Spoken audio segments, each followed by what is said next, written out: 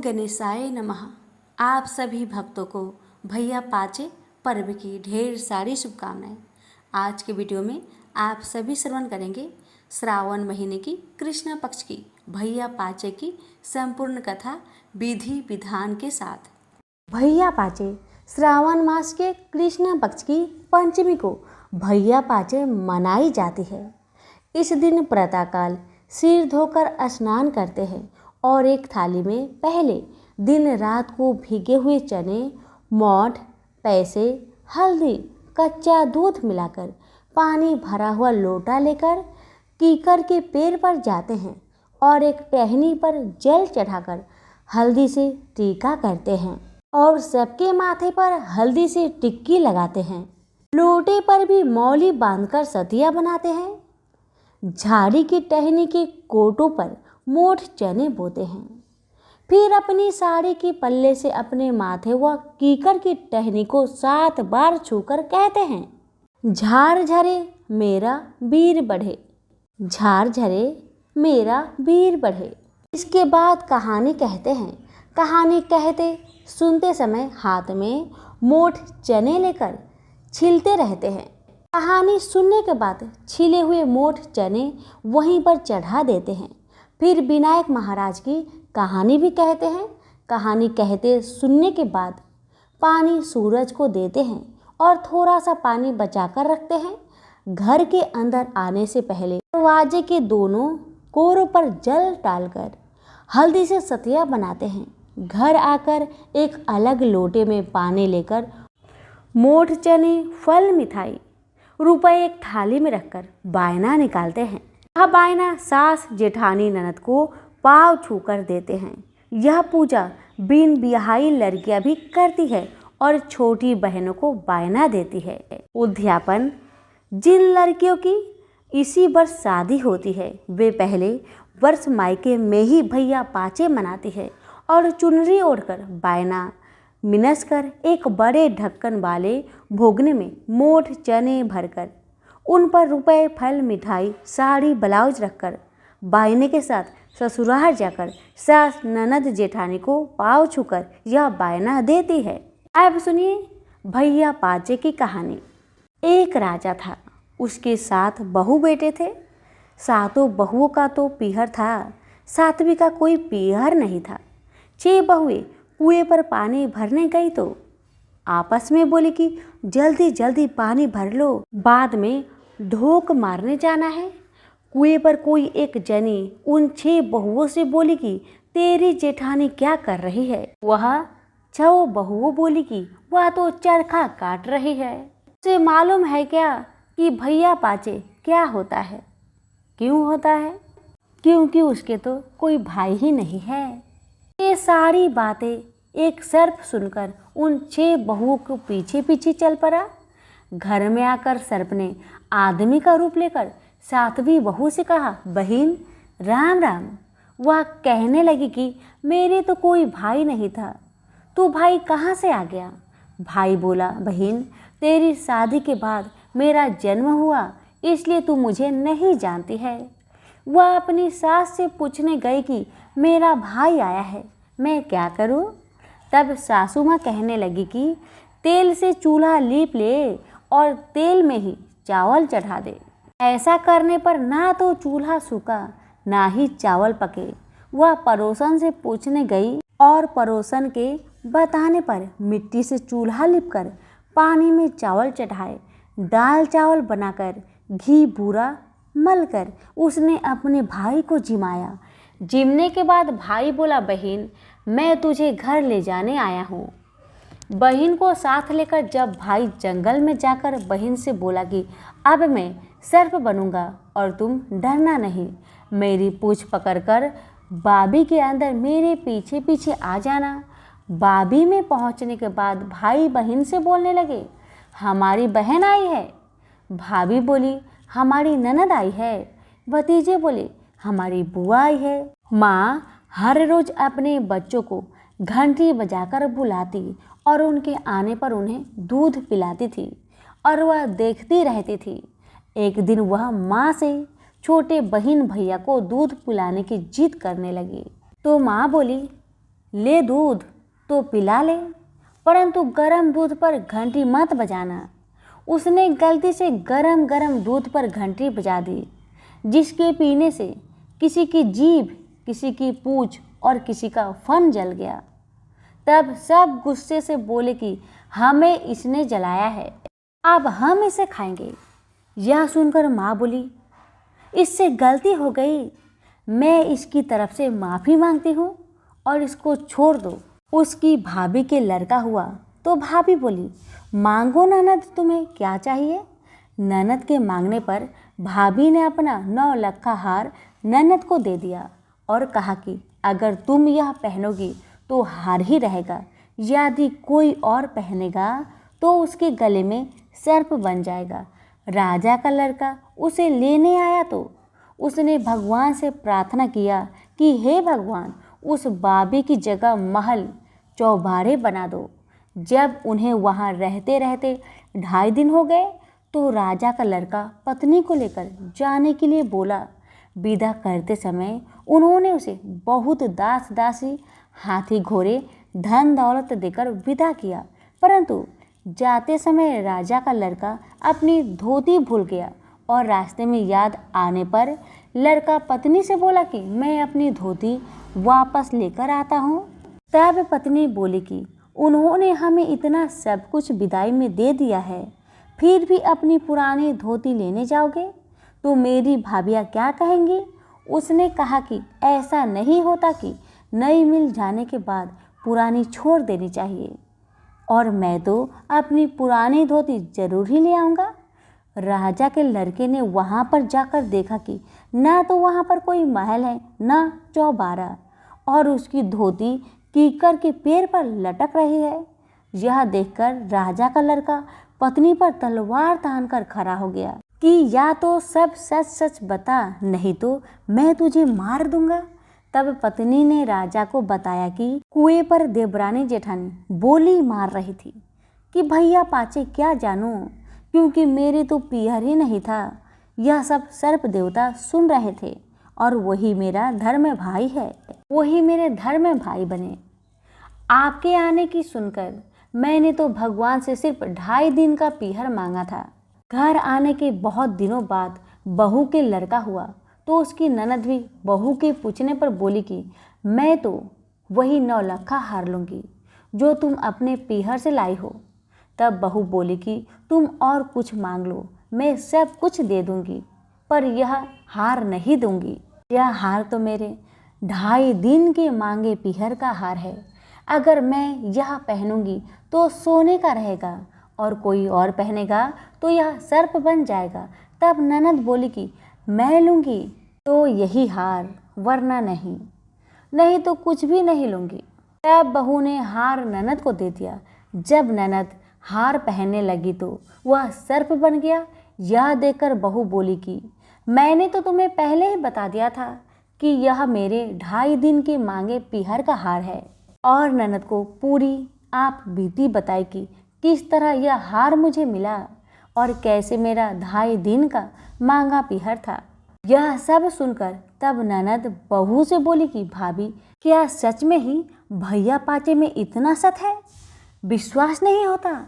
तब बहू के ससुर ने नगर में ढिंढोरा पिटवा दिया कि लगते श्रावण की पंचमी को सब कोई भैया पाचे मनाए। चने मोठ भिगोए, कीकर के झाड़ में पिरोए और चने मोठ से धोख मारकर इन्हीं का बायना मिन से। जैसे भगवान ने उनकी सुनी वैसी सबकी सुने। फिर विनायक बाबा की कहानी कहे और सुने। प्रेम से बोलिए नाग देवता की जय, भैया पाचे की जय। अब सुनिए सभी व्रतों में सुनी जाने वाली गणेश जी और लापसी तापसी की कथा। तो आइए पहले सुनते हैं गणेश भगवान की व्रत कथा। बात उस समय की है जब परशुराम ने अपनी प्रतिज्ञा के अनुसार पृथ्वी को क्षत्रियों से रहित कर दिया था। तब वे अपने गुरु भूतनाथ के चरणों में प्रणाम करने और गुरु पत्नी अम्बा तथा उनके नारायण तुल्य दोनों गुरुपुत्र कार्तिकेय और गणनायक को देखने की लालसा से कैलाश पहुँचे। वहाँ उन्होंने अत्यंत अद्भुत कैलाशपुरी का दर्शन किया। अपने गुरु की उस दिव्य पुरी के दर्शन कर रेणुकानंदन आनंद विभोर हो गए। फिर उन्होंने शिव का 15 योजन ऊंचा और 4 योजन विस्तृत अत्यंत सुंदर आश्रम देखा। परशुराम वहाँ सबसे मिले और उन्होंने सबसे बात की। इसके बाद वे नंदीकेश्वर से आज्ञा प्राप्त कर प्रसन्नतापूर्वक आश्रम के भीतर प्रविष्ट हुए। कुछ ही आगे जाने पर महातपस्वी परशुराम ने बहुमूल्य रत्नों से निर्मित सैकड़ों मंदिर देखे। उन्होंने वहाँ का भीतरी द्वार देखा जो नाना प्रकार की चित्रकारी से चित्रित तथा हीरे मोतियों की गुथी हुई मालाओं से अत्यंत शोभ्यमान था। परशुराम ने द्वार के बाएं भाग में अपने गुरुपुत्र कार्तिकेय को देखा और दाहिने ओर पार्वती नंदन गणेश तथा शिव पार्वती का अवलोकन किया। वे वहाँ रत्नाभरण भूषित बहुमूल्य रत्नों से बने सिंहासनों पर आसीन थे। परशुराम सबसे मिलते और प्रेम पूर्वक बात करते हुए प्रसन्नचित चित्त से आगे बढ़े ही थे कि गणेश ने उन्हें देखकर कहा, शूलपाणी इस समय शयन कर रहे हैं। मैं उन परम प्रभु की आज्ञा प्राप्त कर तत्काल तुम्हें साथ ले चलूँगा। बस इतनी देर रुक जाओ। परशुराम ने गणेश के सम्मुख खड़े खड़े उत्तर दिया, बंधुवर, मैं अपने गुरु शिव व माता पार्वती के दर्शन करना चाहता हूँ। मैं उनके चरणों में प्रणाम कर अभी लौट जाऊँगा। गणेश ने उन्हें अनेक प्रकार से समझाते हुए कहा, इस समय भूतेश्वर शिव एवं माता पार्वती अंतःपुर में है, अतएव अभी आपको वहाँ नहीं जाना चाहिए। परम गुरुदेव शिव एवं माता पार्वती के चरण कमलों के दर्शन करने का मेरा सहज अधिकार है। परशुराम अपने आग्रह पर दृढ़ थे, किंतु गणेश उन्हें अत्यंत विनयपूर्वक समझाते रहे। मैं तो परम पिता शिव एवं माता पार्वती के दर्शनार्थ जाऊंगा ही। यह कहकर परशुराम आगे बढ़ना ही चाहते थे कि गणेश ने उन्हें रोक दिया। 21 बार पृथ्वी को क्षत्रियों से रहित करने वाले भृगु नंदन कुपित हो गए और उनका गणेश से विवाद ही नहीं हुआ, हाथापाई भी होने लगी। कुमार कार्तिकेय ने उन्हें समझाने का प्रयास किया, किंतु क्रोध परशुराम ने उन्हें धक्का दे दिया, जिससे वह गिर गए। शिवपुत्र गणेश ने उठकर परशुराम की ओर डंडा के लिए उनकी भर्त्सना की, तो क्रोध परशुराम ने अपना तीक्ष्ण परशु उठा लिया।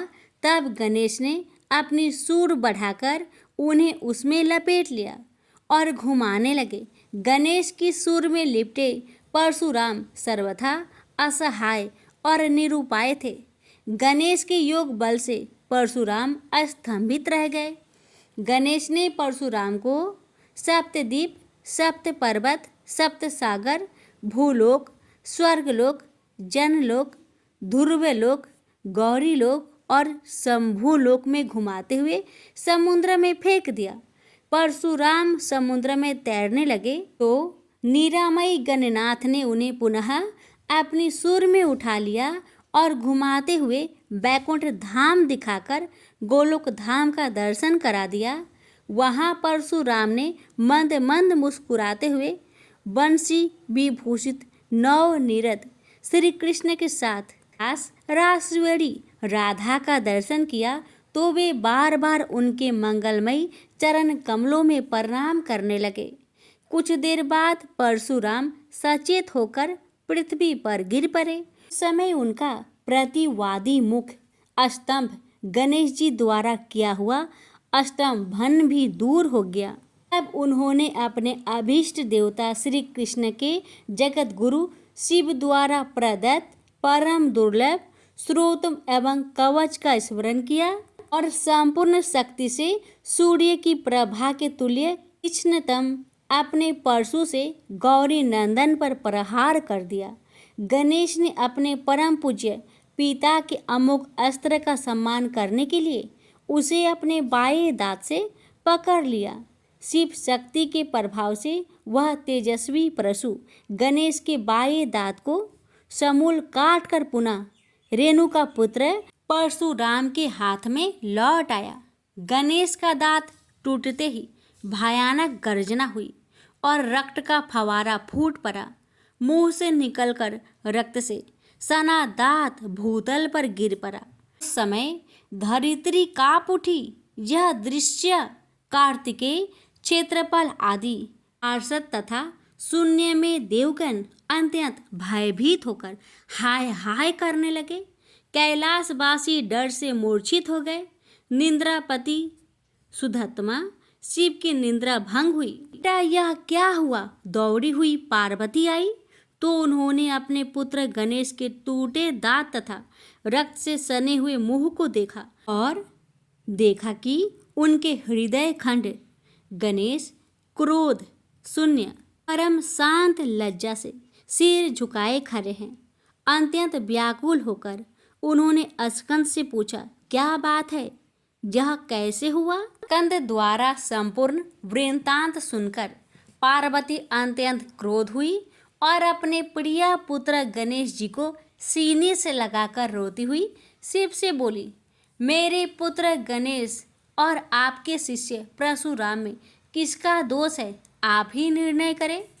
फिर माता पार्वती ने अपने सम्मुख परशुराम को शिव के प्रमोदक द्वारा चरण कमलों की निर्भयता पूर्वक सेवा करते हुए देखकर कहा, हे महाभाग राम, तुम योगियों के गुरु देवाधिदेव महादेव के शिष्य हो। तुम शुद्ध मन वाले हो। तुम्हारी अशुद्धता का कारण मेरी समझ में नहीं आ रहा। तुमने करुणामय गुरु से अमोघ परशु प्राप्त कर पहले तो उसकी क्षत्रिय जाति पर परीक्षा की और अब गुरु पुत्र पर परीक्षा की है। श्रुति गुरु दक्षिणा देने का निर्देश करती है और तुमने अत्यंत निर्दयता पूर्वक गुरु पुत्र का समूल एक दांत ही नष्ट कर दिया। अब इसका सिर भी काट डालो। चरमता का अमोघ परशु प्राप्त कर ले तो क्षुद्र श्रृंगाल भी वनराज को मार सकता है।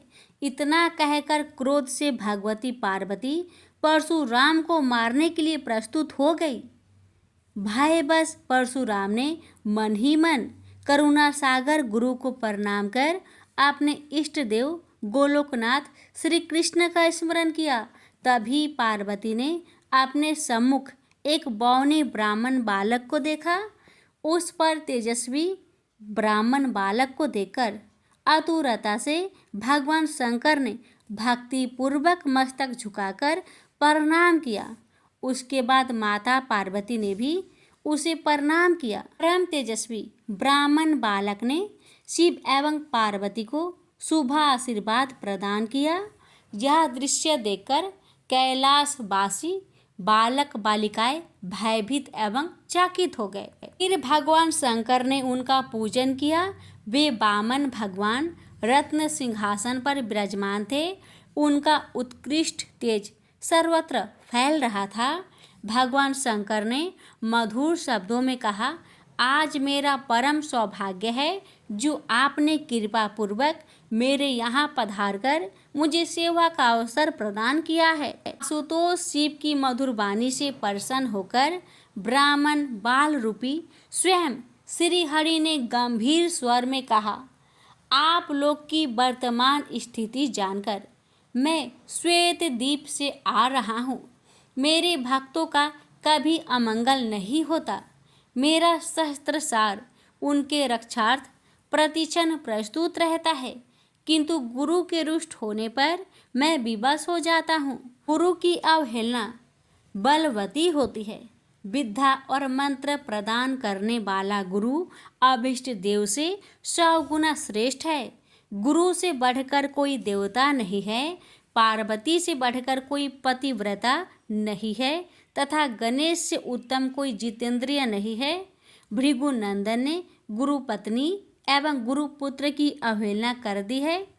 उसी का मार्जन करने के लिए मैं यहाँ उपस्थित हुआ हूँ। श्री हरि ने भगवान शंकर के बाद भगवती पार्वती से कहा, तुम जग जननी हो, तुम्हारे लिए गणेश, कार्तिकेय और परशुराम भी पुत्र तुल्य है। इन परशुराम ने स्नेह के प्रति शिव और तुम्हारे मन में भेद नहीं है। अतः एवं जो उचित समझो करो। देव बड़ा प्रबल होता है। बालकों का यह विवाद तो देव दोष से ही घटित हुआ है। तुम्हारे इस प्रिय पुत्र का एक दंत नाम वेदों में प्रसिद्ध है। फिर श्री हरि ने परशुराम से कहा, राम, तुमने क्रोधवश शिवा पुत्र गणेश का दांत तोड़कर अनुचित किया है। इस कारण तुम निश्चय ही अपराधी हो। ये सर्वशक्ति स्वरूपा पार्वती प्रकृति से परे और निर्गुण है। श्री कृष्ण भी इन्हीं की शक्ति से शक्तिशाली हुए हैं।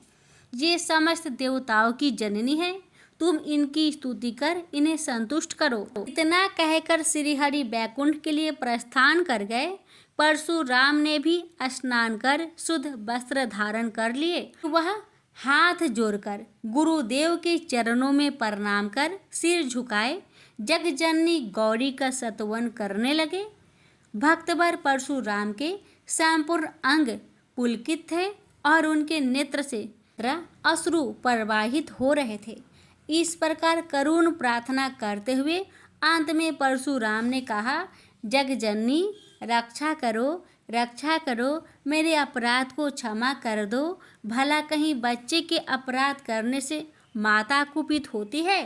यह कहकर परशुराम ने माता पार्वती के चरणों में प्रणाम कर अत्यंत दुखी होकर रोने लगे। परशुराम की करुण प्रार्थना से करुणामयी पार्वती का हृदय द्रवित हो गया। उन्होंने प्रीतिपूर्वक परशुराम को अभय दान देते हुए कहा, बेटा, अब शांत हो जाओ। आशुतोष के अनुग्रह से तुम्हारी सर्वत्र विजय हो। सर्वतरात्मा श्री हरि तुम पर सदा प्रसन्न रहे। गुरुदेव शिव में तुम्हारी भक्ति सुदृढ़ रहे। तुम अमर हो जाओ।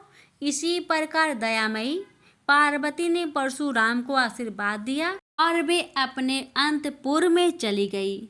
उस समय वहाँ श्री भगवान के मंगल नाम का उच्च घोष होने लगा। फिर परशुराम ने एकदंत गणेश का स्तवन किया और गंधे, पुष्प, धूप, दीप एवं तुलसी रहित नैवेद्य आदि से लंबोदर की प्रीति पूर्वक पूजा की। परशुराम ने भक्ति भाव से भाई गणेश को संतुष्ट कर माता पार्वती एवं कृपा सिंधु त्रिलोचन के चरणों में प्रणाम किया। फिर उन्होंने गुरु की आज्ञा प्राप्त कर प्रसन्नता पूर्वक वहां से प्रस्थान किए। प्रेम से बोलिए गौरी पुत्र गणेश भगवान की जय। हर हर महादेव। माता पार्वती की जय। लापसी तपसी की कथा। एक लापसी था, एक तपसी था। तपसी हमेशा भगवान की तपस्या में लीन रहता था। लापसी रोजाना सवा सेर की लापसी बनाकर भगवान का भोग लगाकर जीम लेता था। एक दिन दोनों लड़ने लगे। लापसी बोला, मैं रोज भगवान की तपस्या करता हूँ, इसलिए मैं बड़ा हूँ। लापसी बोला कि मैं रोज भगवान को सवा सेर लापसी का भोग लगाता हूँ, इसलिए मैं बड़ा हूँ। नारद जी वहाँ से गुजर रहे थे। दोनों को लड़ता देखकर उनसे पूछा कि क्यों तुम लड़ रहे हो। लापसी ने खुद को बड़ा होने का कारण बताया और तपसी ने अपना कारण बताया। नारद जी बोले, तुम्हारा फैसला मैं कर दूंगा। दूसरे दिन लापसी और तपसी नहाकर अपनी रोज की भक्ति करने आए तो नारद जी ने छुपकर 1.25 करोड़ की एक एक अंगूठी उन दोनों के आगे रख दी। तपसी की नजर जब अंगूठी पर पड़ी तो उसने चुपचाप अंगूठी उठाकर अपने नीचे दबा ली। लापसी की नजर अंगूठी पर पड़ी लेकिन उसने ध्यान नहीं दिया। भगवान को भोग लगाकर लापसी खाने लगा। नारद जी सामने आए तो दोनों ने पूछा कि कौन बड़ा। तो नारद जी ने तपसी को खड़ा होने को कहा। वो खड़ा हुआ तो उसके नीचे दबी अंगूठी दिखाई पड़ी। नारद जी ने तपसी से कहा, तपस्या करने के बाद भी तुम्हारी चोरी करने की आदत नहीं गई, इसलिए लप्सी बना है और तुम्हें तुम्हारी तपस्या का कोई भी फल नहीं मिलेगा। तपसी शर्मिंदा होकर माफी मांगने लगा। उसने नारद जी से पूछा, मुझे मेरी तपस्या का फल कैसे मिलेगा? नारद जी ने कहा, यदि कोई गाय और कुत्ते की रोटी नहीं बनाएगा तो फल तुझे मिलेगा। यदि कोई ब्राह्मण को भोजन करवाकर दक्षिणा नहीं देगा तो फल तुझे मिलेगा। यदि कोई साड़ी के साथ ब्लाउज नहीं देगा तो फल तुझे मिलेगा। यदि कोई दिए से दिया जलाएगा तो फल तुझे मिलेगा। यदि कोई सारी कहानी सुने लेकिन तुम्हारी कहानी नहीं सुने तो फल तुझे मिलेगा। उसी दिन से हर व्रत कथा कहानी के साथ लप्सी तपसी की कहानी भी सुनी और कही जाती है। प्रेम से बोलिए लक्ष्मी नारायण की जय।